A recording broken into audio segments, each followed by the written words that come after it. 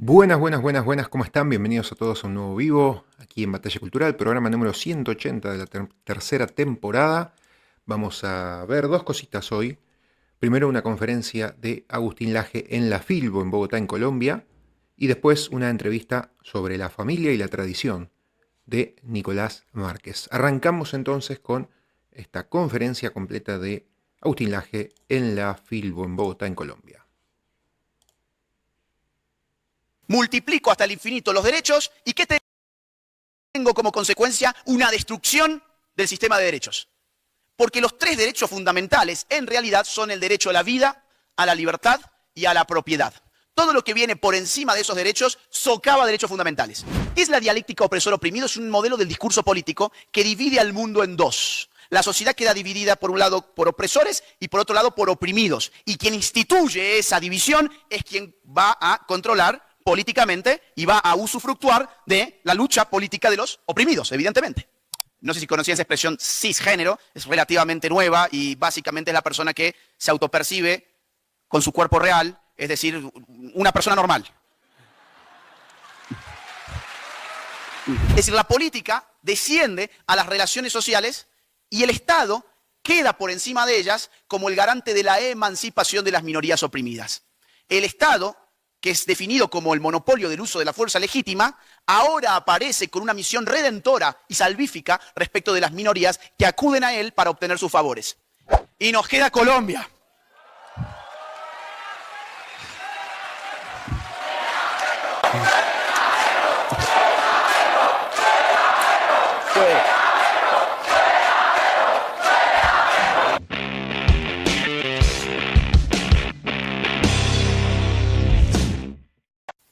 Cada vez que ustedes escuchen a un político ofrecerles más derechos, huyan, huyan. ¿Por qué motivo? Porque está frente a un progresista que lo que termina haciendo es inflación de derechos. ¿Qué es la inflación en economía? La inflación en economía es imprimir moneda sin respaldo y por lo tanto disminuir el valor de la moneda. Claro, a veces los socialistas creen que la cosa se resuelve muy fácil. Nos ponemos a imprimir millones y los repartimos a todos y todos nos volvemos millonarios. Pero si hacemos eso, ¿qué pasa con la moneda que le acabo de dar al pobre? Se deprecia, pierde valor. Es decir, si fuese tan fácil volver millonario a la gente, todos seríamos socialistas. El problema de los socialismos es que no entienden una pizca de economía, por eso han destruido siempre los países que han gobernado, siempre, indefectiblemente. Si no, miren nuestra región. Con los derechos pasa lo mismo. Multiplico hasta el infinito los derechos y ¿qué tengo como consecuencia? Una destrucción del sistema de derechos. Porque los tres derechos fundamentales en realidad son el derecho a la vida, a la libertad y a la propiedad. Todo lo que viene por encima de esos derechos socava derechos fundamentales. Vamos a explicarlo. ¿Qué requiere de ustedes que yo tenga derecho a vivir? Yo tengo un derecho a vivir. ¿Qué significa para ustedes que yo tenga un derecho a vivir? Significa que ustedes, para garantizar mi derecho a vivir, no me tienen que dar la vida, yo ya la tengo. Tienen que abstenerse de matarme, de quitármela. No tienen que hacer nada, simplemente no hacer. No hacer, no me maten. Y así estarán garantizando mi derecho a vivir. Derecho a la propiedad, ¿qué significa que yo tengo derecho a la propiedad de mi celular? ¿Qué significa para ustedes que tienen que abstenerse de robarlo? Excelente. No me lo tenés que regalar, no me lo tenés que subsidiar, no me lo robes, eso es todo. ¿Qué significa que yo tenga el derecho a mi libertad individual? Por ejemplo, a mi libertad de expresión. ¿Significa que ustedes me tienen que pagar este micrófono y este auditorio y pagar este...? No. Significa que no me tienen que censurar. Los derechos negativos, y así es como se denominan, requieren del otro abstención. Por eso son derechos fundamentales. Ahora, comparémoslos con derechos socialistas. ¿Qué significa que yo tenga derecho a una vivienda propia? Una de dos. O aparece una autoridad política y les obliga a ustedes con sus manos a trabajar en mi vivienda propia, o esa autoridad aparece para retirar una porción del fruto de su trabajo para pagarle a otras personas para construir mi vivienda propia. En un caso, estaré violando la libertad individual sometiéndolos a ustedes a la servidumbre. En el otro caso, estaré violentando su propiedad privada, que es el fruto de su trabajo. Es decir, estaré violentando derechos fundamentales. Esto pasa con todos los derechos que el progresismo va ofreciendo. Por eso, cuanto más va escalando la lista de supuestos derechos que en realidad son privilegios, ¿qué pasa con los derechos fundamentales, vida, libertad y propiedad? Se devalúan como la moneda. Pierden valor, pierden valor. Y la situación límite es la situación de los países donde la gente está llena de derechos, como por ejemplo Cuba, o como por ejemplo Venezuela, que incluso no tiene derecho a ser feliz. No a buscar la felicidad como los padres fundadores de Estados Unidos, sino a ser feliz. De verdad, esto no es una broma. De hecho, en un momento pusieron un ministerio de la felicidad, no sé si se acuerdan. Bien. Ahora, el wokismo es otra cosa. El wokismo, y atención, es la radicalización de la dialéctica opresor-oprimido que se empieza a difundir por todos los resquicios de la vida social e individual. ¿Qué es la dialéctica opresor-oprimido? Es un modelo del discurso político que divide al mundo en dos. La sociedad queda dividida por un lado por opresores y por otro lado por oprimidos. Y quien instituye esa división es quien va a controlar políticamente y va a usufructuar de la lucha política de los oprimidos, evidentemente. Esto que está en la base de prácticamente todas las ideologías, evidentemente. Esto que está en la base de prácticamente todas las ideologías políticas modernas, en el siglo XXI se ha desquiciado y le hemos llamado woke o wokismo. Vamos a poner algunos ejemplos. En todas las dimensiones de la vida.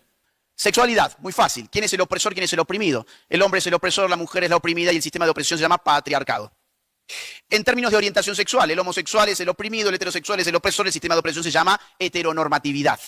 En términos de identidad de género, el transgénero es oprimido por el cisgénero a través de un sistema llamado cisnormatividad.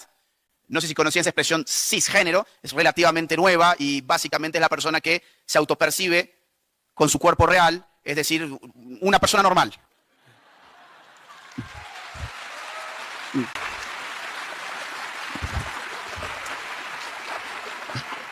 Pero había que inventarse una nueva palabrita porque para modificar la cultura y la conciencia hay que modificar el lenguaje. Entonces ahora uno es un cisgénero que ejerce opresión a través de la cisnormatividad. Bien. Miren, a ver, en términos de raza, muy simple también. Negro oprimido, blanco opresor, sistema llamado racismo. Etnias, muy simple. Aquellos con ascendencia indígena son oprimidos por aquellos que tienen ascendencia europea y el sistema de opresión se llama neocolonialismo. Miren, más aún, en el tema de la raza es muy interesante porque cuando no hay población afro, como por ejemplo en Argentina, que solo es el 0,4% y que The Washington Post en el Mundial se quejaba en una editorial preguntándose ¿por qué no hay más negros en la selección argentina? Y uno decía, porque no los hay en el país. Era una cosa tremenda. Era tan fácil como ir a ver el censo. 0,4%. Es decir, es muy difícil llegar a la selección argentina. Muy, muy, muy. Por lo tanto, debe ser bastante difícil para una población del 0,4% que de allí salga un exponente para la selección argentina. Muy difícil. Pero no, eso era un síntoma de racismo. Y cuando se dieron cuenta desde el kirchnerismo que esa dialéctica no funcionaba, porque encima los que venían de África, que han llegado varios últimamente, en realidad no se les sumaban a estas luchas de raza, simplemente querían trabajar y vender sus cosas en la calle. No hacían más que eso, no se sumaban a la militancia política. ¿Qué hicieron entonces? Dijeron, no, en Argentina no es la opresión blanco y negro, es la opresión del blanco hacia el marrón. De verdad. Entonces empezaron a hablar de las marronidades y hacían conferencias sobre las marronidades. Miren, vamos a ver, en términos de religión, el cristianismo, en todas sus denominaciones, es la religión opresiva y todos los demás son los oprimidos. Tanto así que ahora alguien en Twitter se preguntaba el otro día, esto ya parece un stand-up, el otro día se preguntaban, un usuario que se hizo súper viral en X, súper viral, ¿por qué no había mujeres escogiendo al nuevo papa? La misma persona que se preguntaba eso era una militante radical del feminismo español que defiende, por ejemplo, a Palestina y que defiende al mundo musulmán y que no tiene ningún empacho de que en el mundo musulmán, digamos, no sea el único problema que la mujer no elige, sino que en muchos lugares directamente la mujer no puede ni mostrar el rostro. Pero hay ese empoderamiento. Es decir, la dialéctica opresor-oprimido es arbitraria, eso es lo que les quiero decir, es prejuiciosa. Si lo pensamos en términos de ingreso económico, muy simple, el rico es el opresor, el pobre es el oprimido y el sistema de opresión se llama capitalismo o neoliberalismo. Si lo pensamos en términos incluso de aspecto físico, el lindo oprime al feo a través de algo llamado belleza hegemónica. Es decir, si a alguien se le ocurre pensar de que hay ciertas condiciones objetivas de la belleza, uno es una especie de Hitler. Uno se convierte, se le sale el bigotito acá en el labio. Miren, incluso en términos de peso corporal, en Estados Unidos han pululado en los últimos años los departamentos de Fat Studies, o sea, de estudios de la gordura. donde han impulsado la dialéctica opresor-oprimido para la relación de la masa corporal. Entonces, ahora el flaco oprime al gordo. Y la gordura es un asunto político. Es decir, quien le hizo creer a la persona que está excedida de peso de que lo suyo podría tener alguna consecuencia en su salud, por ejemplo, en realidad le está estigmatizando. En realidad le está ejerciendo un discurso opresivo en nombre de esa comunidad de opresores llamadas los flacos. Esto parece una broma, es que en serio, parece una expresa así, lean los papers universitarios de Fat Studies. Son exactamente lo que les estoy afirmando en este momento.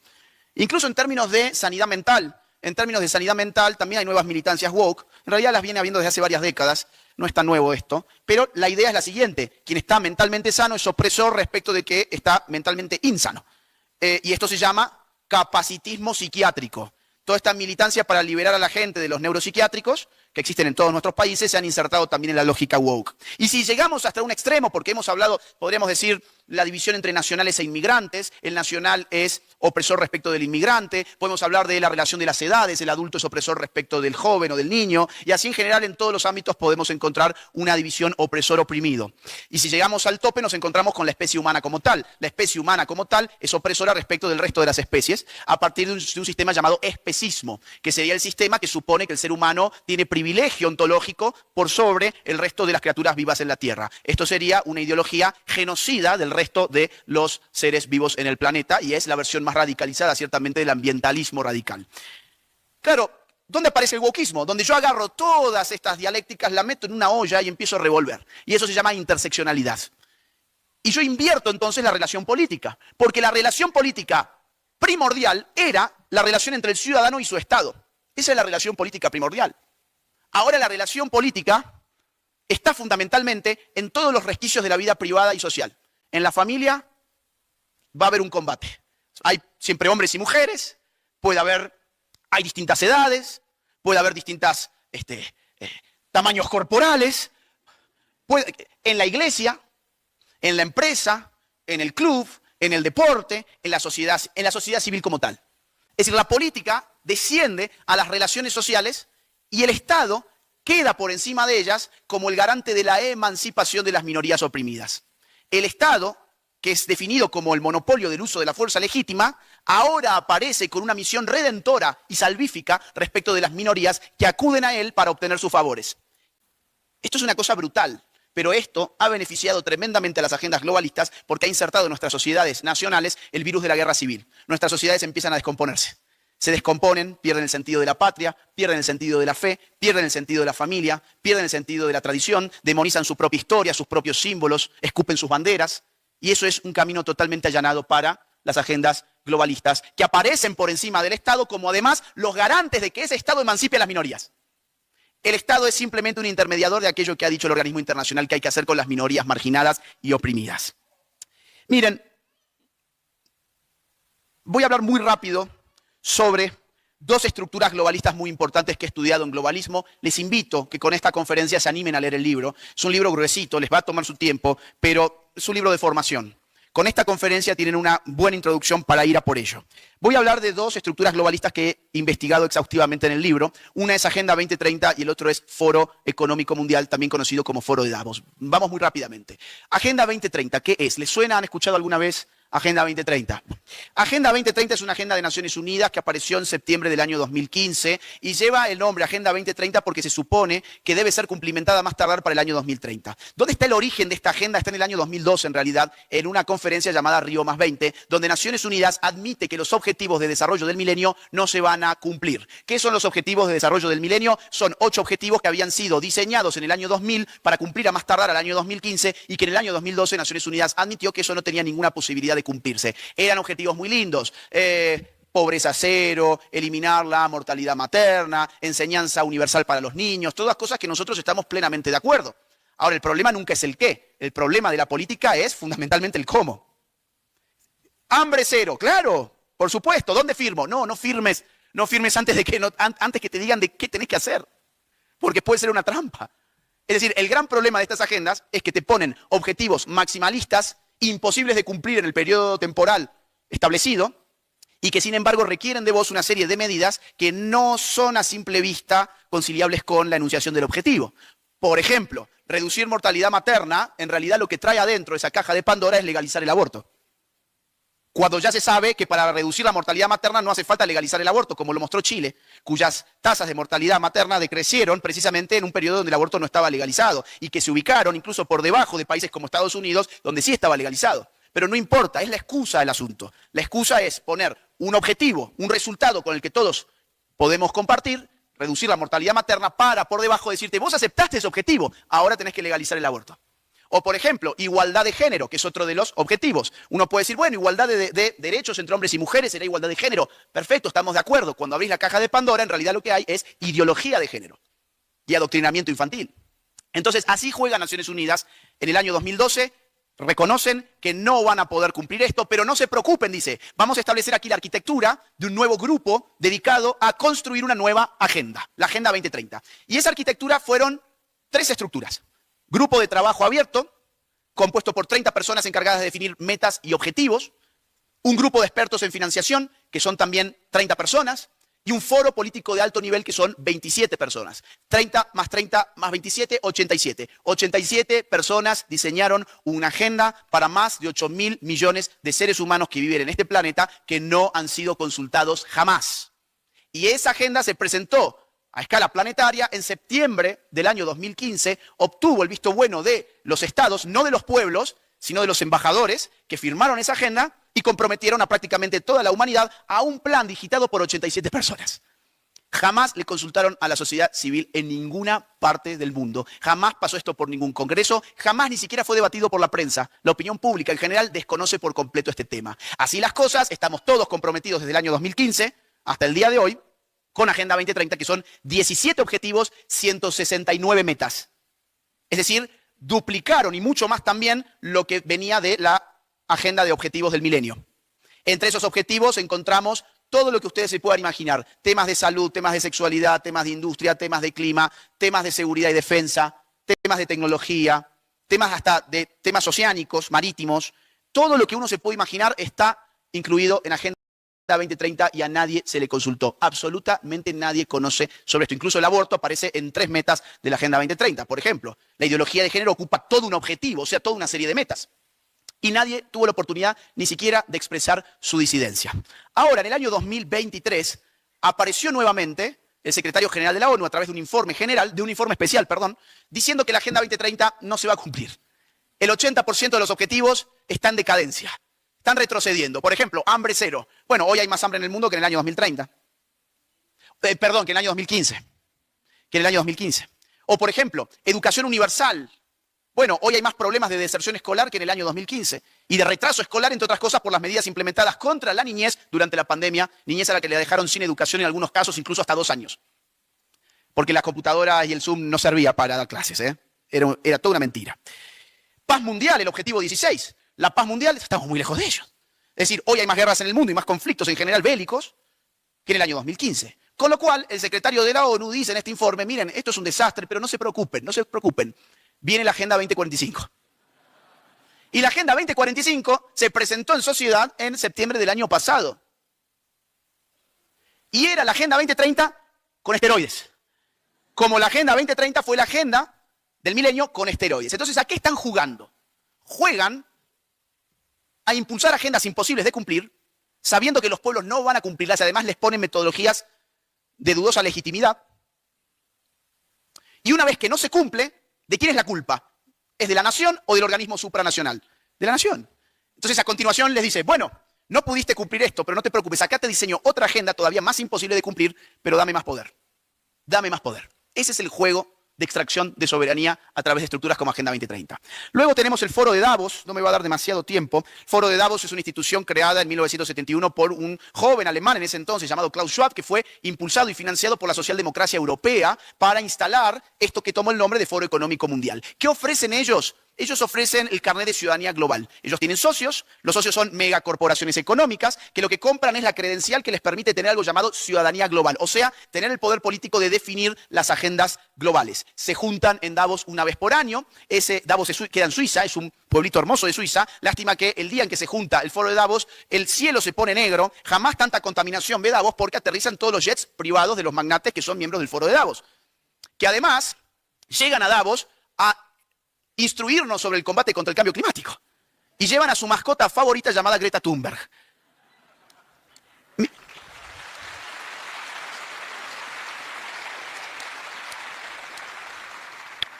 El foro de Davos ha avanzado de todas las formas posibles la idea de que necesitamos concentrar el poder político y la soberanía en organismos supranacionales, incluso de carácter privado como el mismo. El foro de Davos es un organismo supranacional totalmente privatizado. De ahí, cuando uno hace lupa en la junta directiva,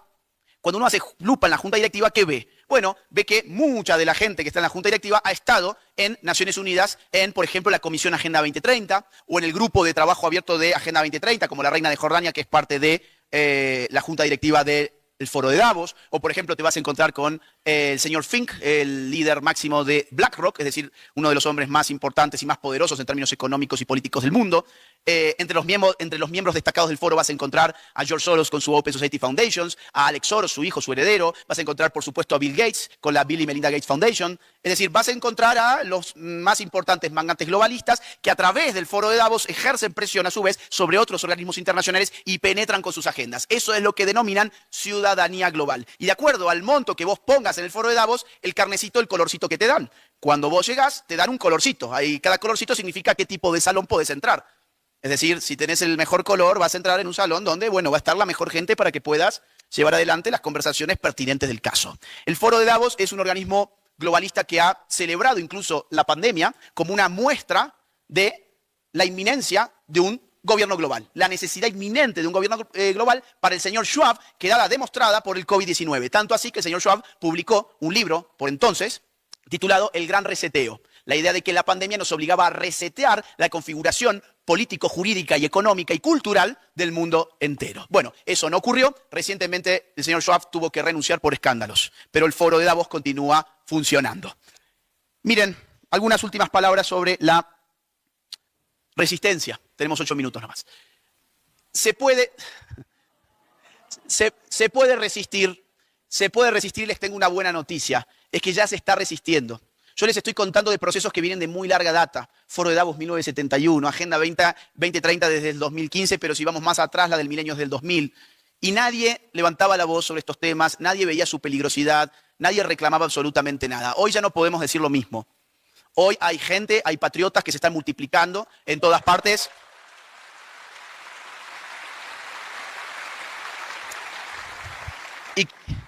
Y que empiezan a llegar al poder. Miren, la cosa ha cambiado mucho en los últimos años. ¿Quién vino en el 2022 con Batalla Cultural? Mira, tenemos varios. ¿Se acuerdan ustedes qué tuve que decir yo en el 2022? La cosa pinta muy fea. Yo les mostraba un mapa, todo el territorio de América teñido de rojo socialista. El socialismo del siglo XXI estaba viviendo una expansión formidable. Y les decía, miren, acá no hay que bajar los brazos, hay que dar batalla cultural, hay que apostar por una nueva derecha, esa era la tesis del libro. Y hoy, año 2025, podemos, afortunadamente, mirar otro mapa. Hoy el mapa ha cambiado.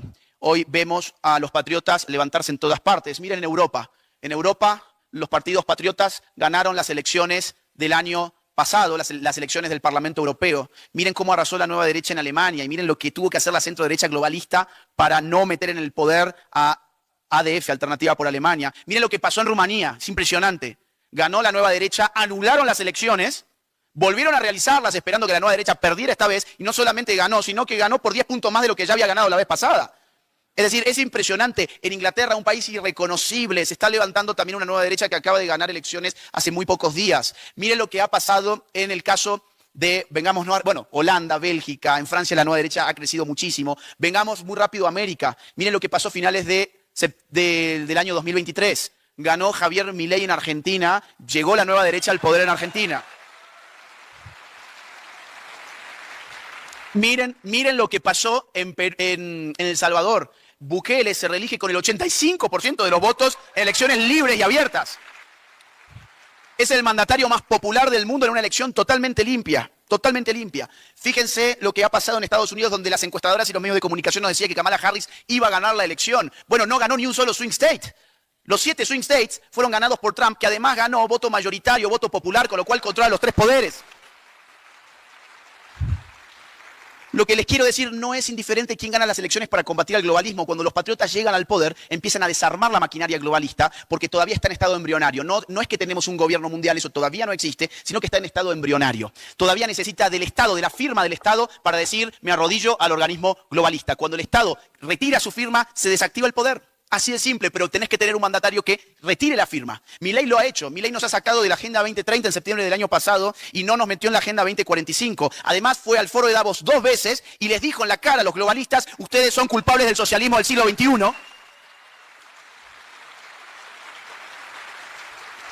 Ustedes son culpables del socialismo del siglo XXI, le dijo en febrero 2024 y en febrero 2025 les dijo, y además son culpables de la agenda woke. Es decir, cuando uno elige a un político patriota, la cosa empieza a revertirse. Y voy a cerrar con esto. Vienen, a mi juicio, 3 elecciones fundamentales en los próximos meses en nuestra región, que son precisamente las elecciones de los países que antes configuraban el Grupo de Lima, o sea, Chile, Perú, Colombia. Chile la tendremos a finales de este año y les cuento una buena noticia. La nueva derecha encabezada por Johannes Kaiser está avanzando en las encuestas muchísimo. La izquierda está deslegitimada, está totalmente deslegitimada en un Chile que se ha vuelto infernal desde el punto de vista de la seguridad. En Perú vienen elecciones a principios del año próximo también. Y tenemos al alcalde de Lima, Rafael López Aliaga, alias Porky, también punteando las encuestas. Es un hombre patriota de la nueva derecha. Así que si Dios nos acompaña, quizás también podemos ver a la nueva derecha en Perú ganar las elecciones. Y nos quedan 3 minutos, y nos queda Colombia.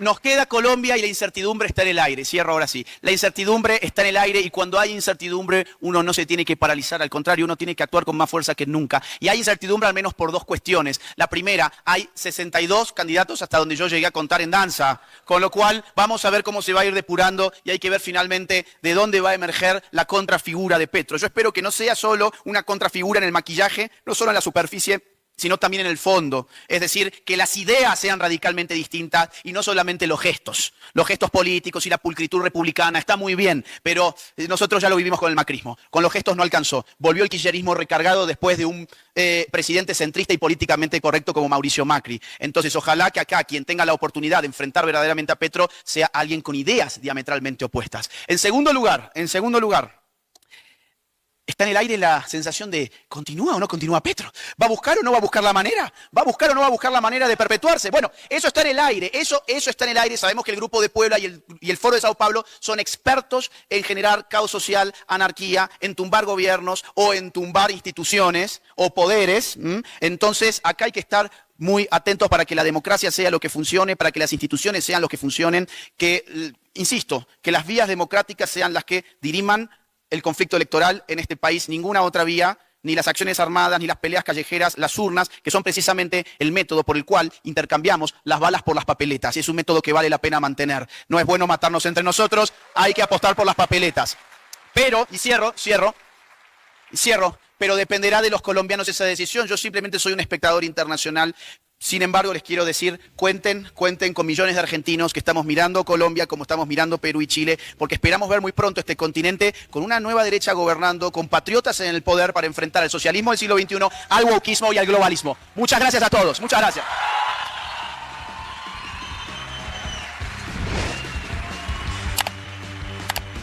Bueno, allí pasaba esta conferencia de Agustín Laje ahí en Bogotá, en la FIL, o en la Feria del Libro, en Colombia dando batalla cultural, como lo viene haciendo hace ya muchos años.